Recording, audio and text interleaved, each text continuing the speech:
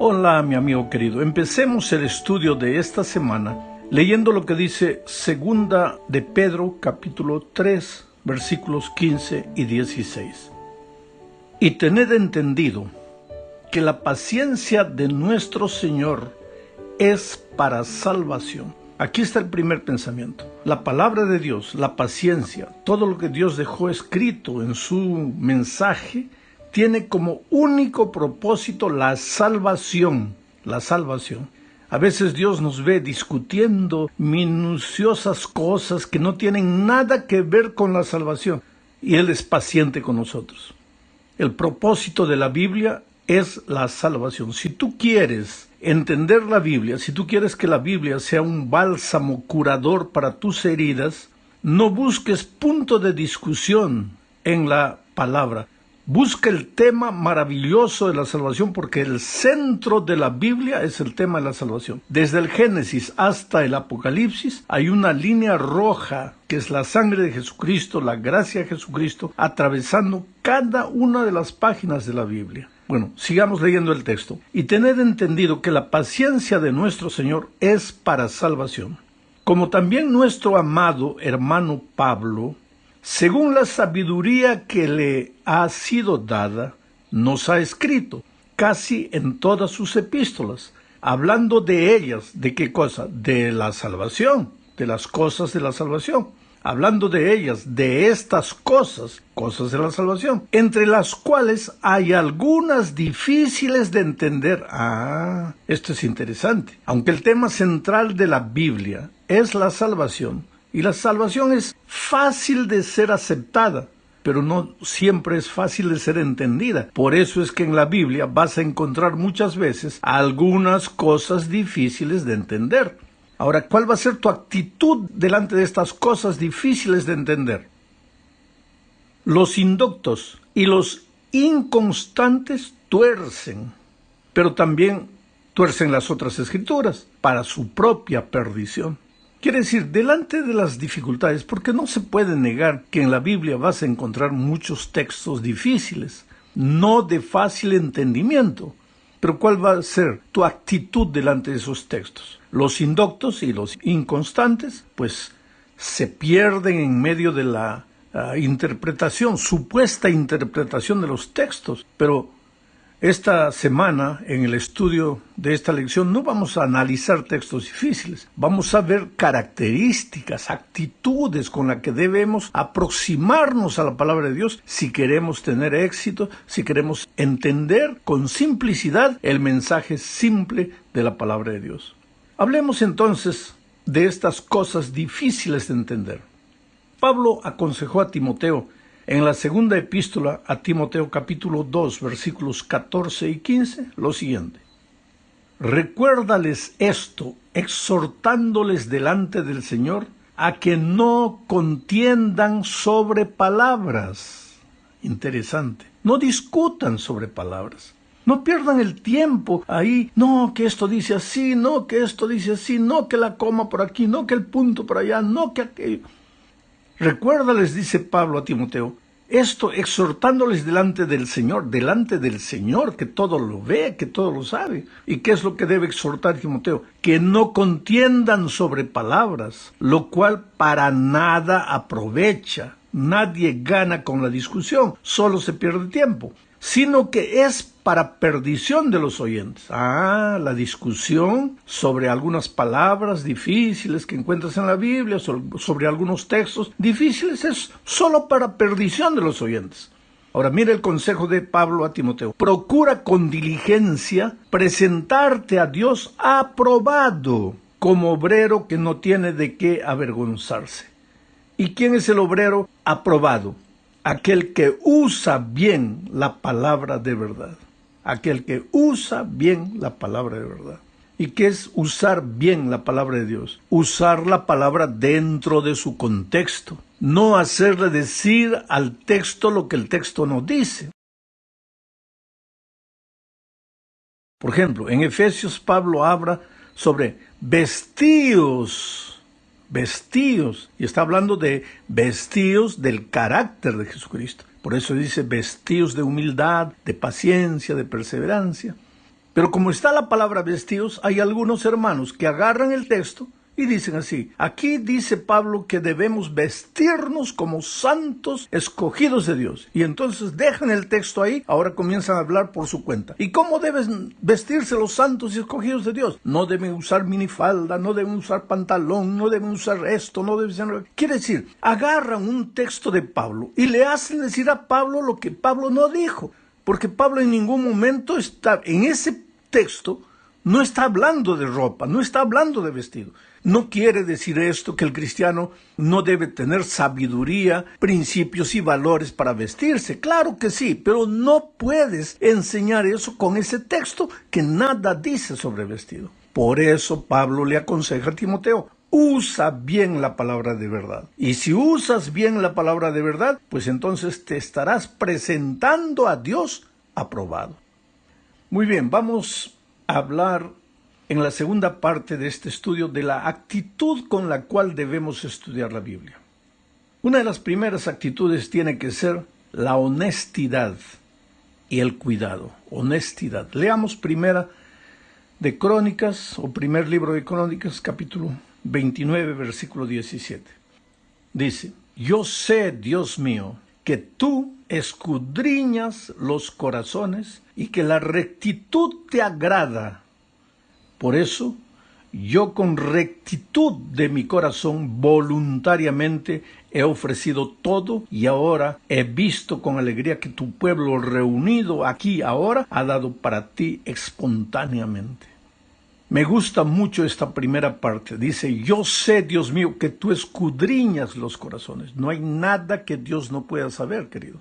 La actitud con que tú vas a la Biblia, si realmente, sinceramente quieres encontrarte con Jesús, o quieres encontrar un mensaje encima del cual trabajar para predicar un sermón el sábado, si vas con humildad, con actitud de oración, Dios sabe, porque Él escudriña los corazones.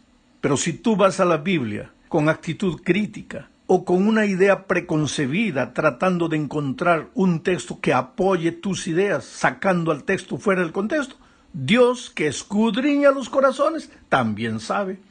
Por eso la actitud, si tú quieres entender la palabra con sinceridad, tienes que ir con honestidad, con honestidad. Aquí el texto bíblico dice con rectitud, pero en el original el sentido es honestidad. No tienes que llevar nada escondido debajo de la manga, tienes que ir de corazón limpio, de corazón abierto, para escuchar lo que Dios tiene para decirte. La honestidad es interesante y es un requisito para el estudioso de la Biblia y para el predicador de la palabra. Porque yo, estudiando la Biblia, puedo encontrar algunos textos que pueden de alguna manera desequilibrarme, vamos a decir así. Y yo puedo, de repente, al estudiar la palabra con toda honestidad, con toda sinceridad, encontrar alguna luz que me parece que el cuerpo mundial de la iglesia no ha entendido. Y esa luz que recibo puede comenzar a generar dudas en mi corazón, inquietudes en mi corazón. Ahora, si yo encuentro, estoy hablando de una hipótesis, si yo encuentro un asunto así, la actitud honesta del cristiano, la actitud honesta del estudiante de la palabra, la actitud honesta del predicador, no es ir el próximo sábado y predicar mis dudas y mis desconfianzas. Eso es deshonestidad. Y Dios, que conoce todo, sabe. La actitud honesta es buscar a los líderes de la iglesia. Tú sabes que en la Asociación General hay una comisión que estudia la palabra de Dios. En inglés le llaman el Biblical Research, el Centro de Estudios Bíblicos, formado por teólogos espirituales, sanos, honestos, a la mayoría de los cuales yo conozco. Gente de oración, gente humilde. Uno ve a las personas por el carácter y ya sabe que son hombres de Dios. Bueno, cualquier duda que la iglesia tenga puede ser enviada allá. Ellos van a discutir, van a responder las preguntas con toda honestidad. Van a explicar, y de repente esas dudas que yo tenía en mi corazón no tenían razón de existir. Pero en el consejo de los hermanos hay sabiduría, y en esa sabiduría yo entiendo. Pero lo que no puedo hacer es ir el sábado al púlpito y predicar mis dudas. El púlpito es un lugar donde se predica la salvación, la esperanza, la fuerza que viene del Evangelio para hacer que la iglesia se levante, camine victoriosa, victoriosa sobre el pecado, sobre las corrientes del mundo y llegue victoriosa a la tierra prometida. El púlpito no es para sembrar mis dudas, para crear desconfianza en el liderazgo de la iglesia. La honestidad es una actitud indispensable. Hay otra actitud con la que debemos enfrentar o encarar los textos difíciles de la Biblia. Esta es la tercera parte de nuestro estudio. Esa actitud es la humildad. Ahora, leamos lo que dice Sofonías 3, 12 y 13. Y vamos a comentar mientras vamos leyendo el texto. El texto dice, y dejaré en medio de ti un pueblo humilde. La humildad. Jesucristo dijo, venid a mí todos los que estáis cansados y trabajados, yo os haré descansar.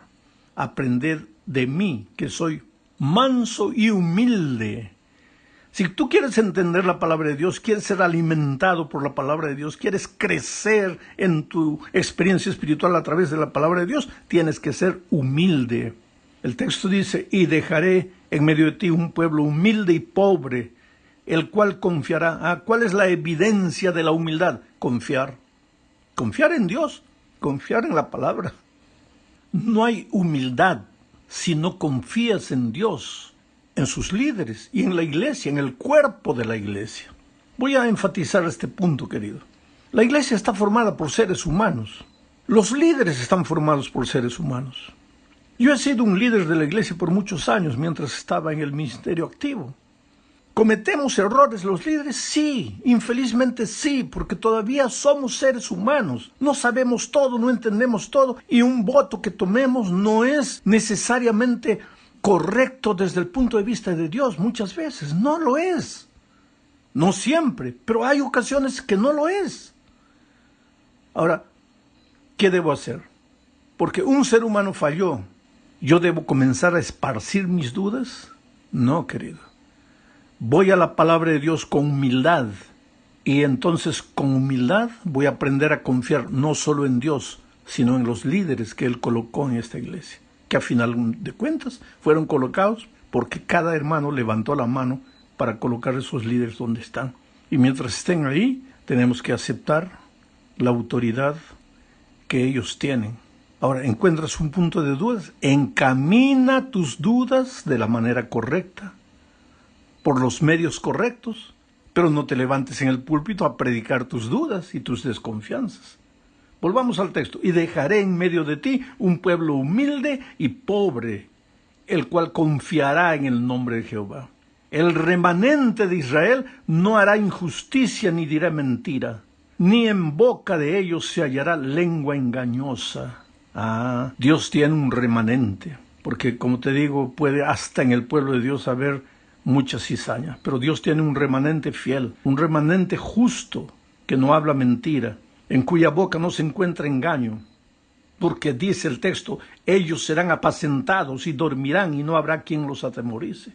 Es que cuando tú ves a la palabra de Dios con actitud humilde, pues Dios te bendice, Dios te hace sentir paz en el corazón, duermes tranquilo, eres feliz. Por eso la humildad es una característica indispensable para aproximarnos de la palabra de Dios, especialmente delante de los textos difíciles de entender. Hay otro texto más que me gustaría leer. Segunda de Crónicas 7:14. Si mi pueblo se humillare, si se humillare mi pueblo, sobre el cual mi nombre es invocado.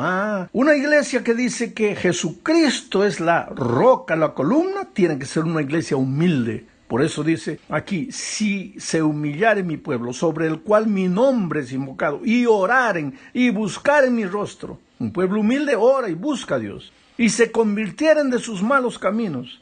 Entonces yo oiré desde los cielos y perdonaré sus pecados y sanaré su tierra. Oh querido, hay tierra enferma a veces dentro de la iglesia porque no somos humildes, porque no buscamos a Dios, porque queremos que nuestras opiniones personales prevalezcan. Hoy día con el internet, entras al internet, está lleno de tonterías literalmente. Cada cosa sin sentido, cada locura, cada ingenuidad. Y crees en eso, oh querido. Abre la palabra de Dios, deleítate en la palabra de Dios. Aliméntate de la palabra de Dios. Y si no entiendes, arrodíllate con humildad, pídele a Dios que te haga entender y Él te va a hacer entender. En la cuarta parte de este estudio veremos el lugar de la determinación, la paciencia al tratar de entender textos difíciles. Yo diría la perseverancia. Leamos Lucas 8:15. Este texto de Lucas habla de la parábola del sembrador. Veamos las lecciones. El texto dice, mas la que cayó en buena tierra, está hablando de la palabra, que cayó en buena tierra, en el corazón humilde, en el corazón sincero, en el corazón honesto. Mas la que cayó en buena tierra, estos son los que con corazón bueno y recto tienen la palabra oída y dan fruto con perseverancia. La perseverancia es parte de la actitud de estas personas representadas por la tierra buena. Gente humilde, gente sincera, gente que con oración va a Dios y gente que persevera en el estudio de la palabra. ¿No entendiste el texto? Busca un comentario, busca otro comentario, pregunta a un pastor, pregunta a un hermano, analiza, lee el espíritu de profecía, ve lo que el espíritu de profecía habla sobre el texto y finalmente el Espíritu de Dios te va a llevar a conclusión. Oh querido, todo lo que vale en la vida no se consigue con facilidad. Lo que logramos con mucha facilidad, a menudo se nos va con mucha rapidez también. Los textos difíciles de la Biblia nos dan la oportunidad de poner a trabajar nuestra cabeza, nuestra mente, y la determinación, la persistencia, la perseverancia con que buscamos la solución, eso revela cuán importante es el tema para nosotros. Por eso siempre que dediques tiempo a estudiar la Biblia para tratar de descubrir mejor el significado del texto, su mensaje te hará un bien enorme y ese será un tiempo bien invertido. Ahora, vamos a la parte final del texto porque se me está acabando el tiempo. En esta parte final hablaremos de la actitud de oración para entender la Biblia. La mejor solución para entender los textos difíciles de la Biblia todavía, queridos, se encuentra en la Biblia misma. Por eso los cristianos de Berea eran sabios, porque ellos no tomaban un texto y simplemente lo leían, no, lo estudiaban, no, lo analizaban, lo pensaban, pero con espíritu de oración. ¿Qué hizo, por ejemplo, la iglesia primitiva cuando surgió el primer problema doctrinario, el problema de interpretación bíblica? Se reunió al concilio de Jerusalén. Los líderes de la iglesia estaban reunidos ahí. ¿Cuál era el problema? Es que algunos hermanos sinceros creían que los gentiles que ahora se hacían cristianos debían cumplir el rito de la circuncisión. Mientras que otros, entre ellos Pablo, Pedro, decían que no, que el cristiano debía aceptar a Jesucristo, porque el rito de la circuncisión ya había sido para el pueblo de Israel. Era un rito ceremonial que ya no tenía sentido para el cristiano. Entonces, llegaron a una encrucijada. ¿Qué es lo que hicieron? Pues inmediatamente reunieron a los hermanos en el llamado Concilio de Jerusalén. Ahora, en medio de la discusión se levantó Pedro y dijo lo que está en Hechos 15, 7 y 8. Voy a leer. Y después de mucha discusión, Pedro se levantó y les dijo, varones hermanos, vosotros sabéis cómo ya hace algún tiempo que Dios escogió que los gentiles oyesen por mi boca la palabra del Evangelio y creyesen. Y Dios, que conoce los corazones, les dio testimonio, dándoles el Espíritu Santo, lo mismo que a nosotros. Ya bastaría con eso, ¿no es cierto? Pero no, la discusión continuó. Y cuando estaba la discusión en un punto alto, sucedió lo que relata Hechos 15, 13 al 17. Y cuando ellos callaron, Jacob, otro líder de la iglesia que estaba ahí, respondió diciendo, varones hermanos, oídme, Simón ha contado cómo Dios visitó por primera vez a los gentiles para tomar de ellos pueblo para su nombre. Y con esto concuerdan las palabras de los profetas, como está escrito. Y entonces comenzó a leer el texto bíblico de los profetas, donde se probaba que un día, dice, y volveré a levantar al renuevo de David, para que el resto de los hombres busque al Señor, el resto de los hombres, y todos los gentiles sobre los cuales es invocado mi nombre. Quiere decir, delante de una encrucijada, de una aparente problemática doctrinaria, ¿cuál fue la actitud de la iglesia primitiva? La palabra. La palabra. Entonces uno da su opinión, el otro da su opinión, el otro también, y finalmente se toma un acuerdo general, un voto, que no siempre va a ser por unanimidad, va a ser por mayoría. Pero en el sistema de la mayoría, esa minoría que no estaba de acuerdo, una vez que se tomó el voto, apoya lo que la mayoría dice. Pero en aquellos tiempos se tomó el voto y sin embargo algunos siguieron molestando a Pedro, a los apóstoles, y por eso se escribió la carta a los Gálatas, en fin, la epístola a los romanos, para tratar de aclarar los problemas que esta gente rebelde traía. Ahora, esa actitud no terminó, hoy también. Hay hermanos con los cuales te puedes sentar con paciencia, con amor, les explicas, no entienden o no quieren entender. Y después continúan, visitan a un hermano, visitan a otro hermano en la iglesia, se infiltran en las clases de la escuela sabática para presentar sus ideas. Oh, querido, esta lección me enseña una cosa. Yo no soy dueño de la verdad. Debo ir a la palabra con actitud humilde, con actitud honesta. Debo recibir lo que Dios dice, aunque no combine con lo que yo creo, con lo que yo pienso. Que Dios te bendiga ricamente.